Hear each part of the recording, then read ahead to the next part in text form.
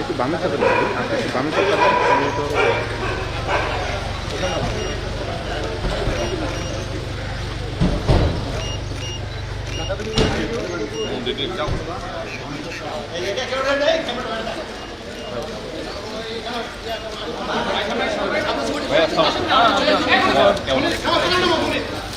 ভাই আপনাদের সামনে যাচ্ছেন কেন?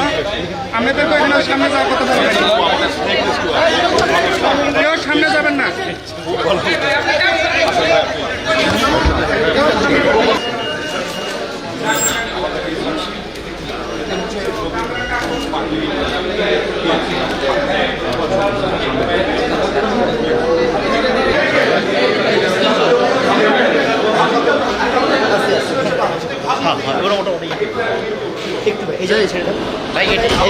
সামনে যাও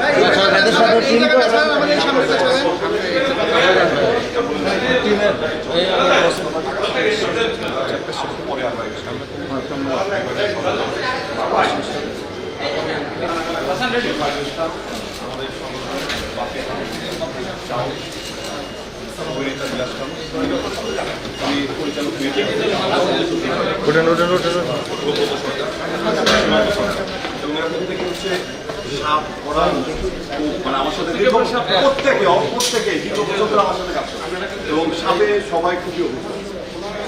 সাপ সবই অভিজ্ঞ। সাপটা যেহেতু এক্সট্রিম একটা জিনিস, আমরা 355টা সাপ রেস্কিউ করেছি আগস্ট, সেপ্টেম্বর, অক্টোবর, নভেম্বর, শুধু ঢাকা জেলা থেকে। তার ভিতরে 351টা সাপ দিয়েছে রাসেল ফাইবার, বাকিগুলো বোকা। এত সাপ ঢাকা সিটিতে এটাকে কল্পনা করতে পারে। কারণটা হচ্ছে যেমন ধরেন বনশ্রী আজ থেকে 30 বছর আগে দেখলেও এই এলাকা ছিল, এটা ওয়েটল্যান্ড ছিল, পৃথিবীর পিছনে সব ওয়েটল্যান্ড ছিল। আত্মনগর নতুন এলাকা, উত্তরা দিয়ে আমাদের আত্মনগর সেক্টর নতুন এলাকা, আগে ওয়েটল্যান্ড ছিল। ওই এলাকাগুলোতে সাপ যে যখন এটাকে মাটি ভরাট করে বাসস্থান তৈরি করছে, ওই এলাকার যে সাপগুলো আছে ওরা বের হতে পারে, ওখানেই তাদের জায়গাটা সংকুচন হয়ে আসছে, ওরা ওর ভিতরেই যে গর্তগুলো লিখে থাকে। যদি প্রচন্ড বৃষ্টি হয় টানা 3-4 দিন, গর্তগুলো পানিতে টইটুম্বুর হয়ে যায়, তখন শুকনো স্থানের প্রতি এরা মানুষের বাসা হয়ে চলে আসে, তখন মানুষের সাথে কনফ্লিক্ট হয়। আগে মানুষ দেখে সাপ মেরে ফেলতো বা চুপি সারে সাপ মানুষকে কামড়ে আহত বা মেরে ফেলতো। এখন আমরা এই সার্ভিসটা দিচ্ছি মানুষকে রাত 2টা 3টা 4টা ঘুরে নিয়ে এসে আমরা আবার ন্যাচারে ছেড়ে দিই, বনাঞ্চলে ছেড়ে দিই। সেটা আমাদের ঢাকার আশেপাশে ভালো মনে করতে হয়। তারপরে আমরা সেটা যে বনাঞ্চল যেই সাপের যে খাবার স্বল্পতা আছে, ওদের যে হ্যাবিটেট ওই প্ল্যান করেছে। যেমন রাসেল ভাইপার, এটা হচ্ছে চরাঞ্চলের সাপ। রাসেল ভাইপারকে আমরা এমন চরাঞ্চলে ছাড়ি যা 10-20 কিলোমিটারের মধ্যে কোনো মানুষ বসে। তো এইভাবে প্ল্যান করে যেখানে থাকার কথা ওইভাবে ছাড়তে ওই জায়গাগুলো ঘুরে যাবে না, সাপে না ঘুরবে না। এটা প্রত্যেকটা সাপই হচ্ছে আমরা ছাড়লেই যারা ওখানে থাকবে তারা ওরা ওদের মতো করে চলে যাবে। কিন্তু সাপটাকেও বাঁচাচ্ছি, মানুষেরও একটা সেফটির ব্যাপার আছে। তো এই জন্য আমরা একটু অদূরে আছি। তো অপরিকল্পিত নগরায়ন এটা হচ্ছে একটা বড় কারণ এই সাপ। এবং আমরা 355টা সাপ 4 মাসে করেছি। এটা একটা বিশাল ব্যাপারে কাজ করেছি।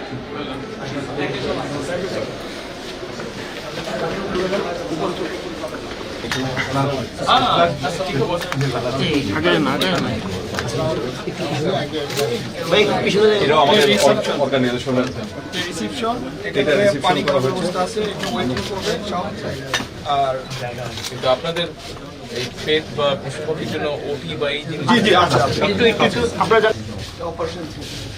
সিলিং নিচু, এই জন্য ভাড়া কম পাইছি আমরা। এটা তো 1 লাখ টাকা ভাড়া হয়। এটা হচ্ছে ওটির টেবিল। জি সিজারিং সবকিছু হবে। নেক্সট আর ভেঙে পুরো হয়ে গেছে। আসসালামু আলাইকুম, ওয়েলকাম টু বাবা।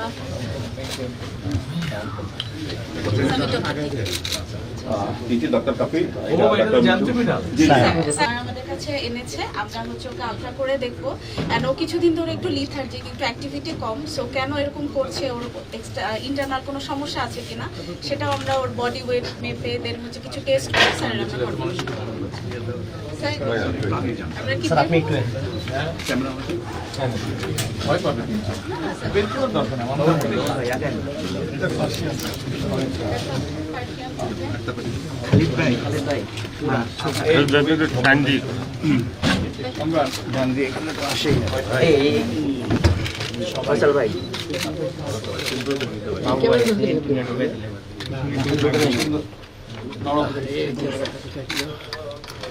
ওনার দিয়ে গেছে।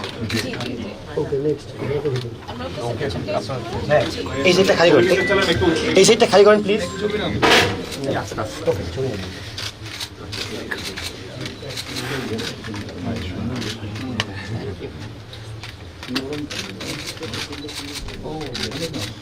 স্যার আপনারা যে লন্ডনে যেটা ধরছিল আপনাকে কিন্তু আমি কিরোটা ওটা ওই যে এখানে যে ছবিটা আছে, হ্যাঁ ওটা আমার বিড়াল না, ওটা একটা মসজিদে একটা জুম্মার দিনে আমি গিয়েছিলাম ওই মসজিদে, ওরা ওখানে ঘুরে ফিরে বেড়ায় অনেক লাগে। ও কিন্তু আপনার এখানে কিন্তু নট বের করছিল, অর্থাৎ সে কিন্তু এখন ইজি ফিল করতেছিল না, না, এই জন্য বলা যায়। ধরে রেখেছিলাম আর এটা আপনাকে যেহেতু কমফোর্ট করছে সে আপনাকে আর নট বের করবে। একটু ভাই এই সাইডটা ছেড়ে দেন, এই সাইডটা ছেড়ে দেন please. Tarique Rahman, Nelson Mandela, Lionel Messi, এরকম আমরা সেই ইয়েটা এই ওয়ার্ল্ডটাকে চেষ্টা করি। এটা ইয়ে মোহাম্মদ আলী, তো বিশ্বের এটা কাকাতুয়া পাখি, এই কাকাতুয়াটার নাম গ্রেটার সালভার কোস্টের কাকাতুয়া, এটা অস্ট্রেলিয়ান পাখি। তো এই পাখিটা এটা আমরা ইয়া করেছি। সে তো মার্কারটা না, আপনি ভিতরে চলে আসেন।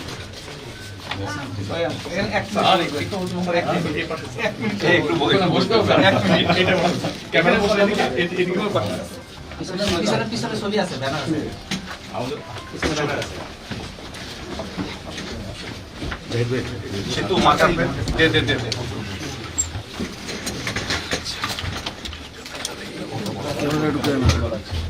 ভাইয়া, এটা তো সাদা সংগঠনের, এখানে আপনার একটা অটোগ্রাফ চাই, সাদা যে কোনো একটা জায়গায়।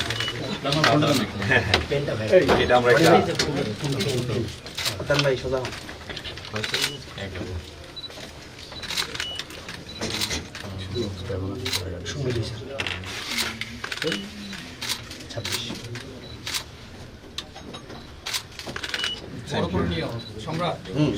এটা এটা সম্রাট ভাই, এটা একটু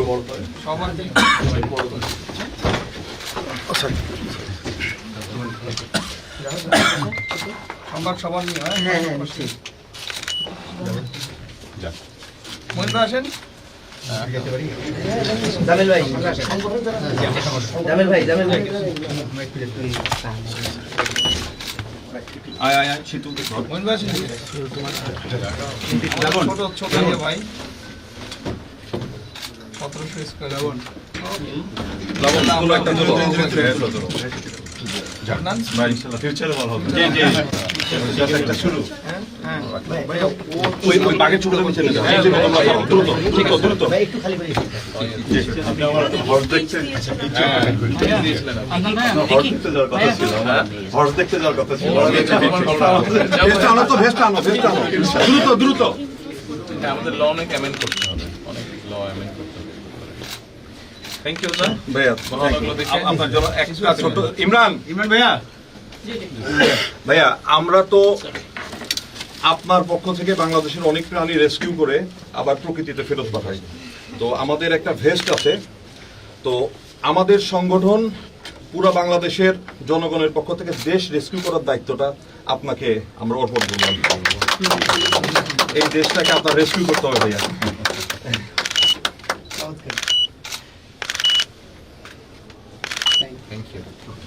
আমরা ক্যামেরাগুলো নেমে যাই, একদম অনেক কিছু ভাবছি, ক্যামেরাগুলো সব স্ক্রিন নিচে চলে যায়।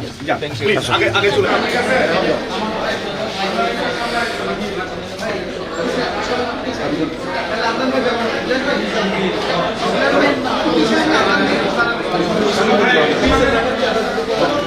ছবি আলোতে দেবো, আলোতে আলোতে ছবি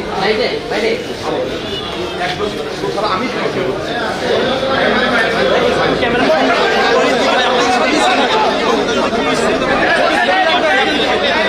কি ব্যাপার, এটা বিয়োগ করতে